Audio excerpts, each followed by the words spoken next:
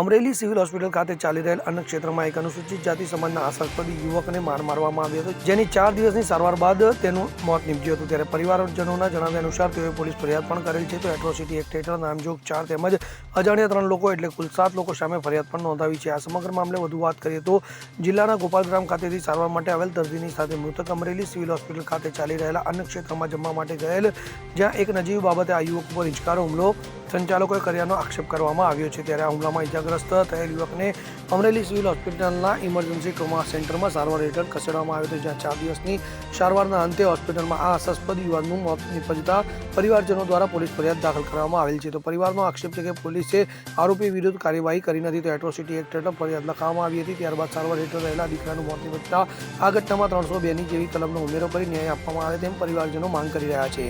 તેને અન્ય ક્ષેત્રના સંચાલકોએ નજીવ બાબતે હુમલો કરેલો હતો, જે બાદ ઇજાગ્રસ્ત યુવકે પણ જિલ્લા પોલીસ વડા, ડીવાયએસપી, રેન્જ આઈજી સહિતના અધિકારીઓને લેખિતમાં ફરિયાદ આપેલી હતી, છતાં અનુસૂચિત જાતિ સમાજના ફરિયાદીને ન્યાય મળેલ નથી અને જે આરોપી વિરુદ્ધ આક્ષેપો કરવામાં આવ્યા છે તો લેખિતમાં ફરિયાદ પણ આપવામાં આવેલ છે। તેઓની અત્યાર સુધીમાં ધરપકડ પણ કરવામાં ન આવી હોવાનું પીડિત પરિવાર જણાવી રહ્યું છે। તો શું હતું? મારા દીકરાને અમરેલી હોસ્પિટલમાં ગયો હતો, અમારા મોટા બાપુને દીકરાને લઈને ત્યાં અમરેલી।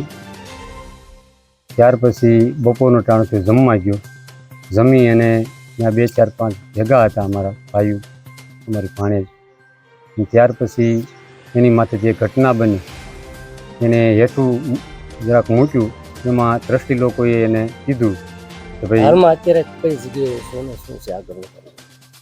હાલમાં અત્યારે હું મારી ઘેરે છું અને પ્રતિક ઉપવાસ ઉપર બેઠો છું અને આ વાત કરું છું અત્યારે મારા ઘેરના આંગણા।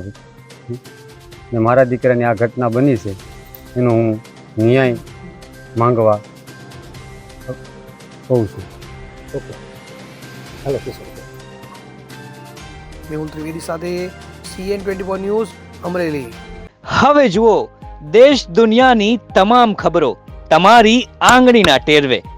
ઉઠાવો મોબાઈલ અને Google Play Store પરથી ડાઉનલોડ કરો અમારી CN24 ન્યૂઝ મોબાઈલ એપ।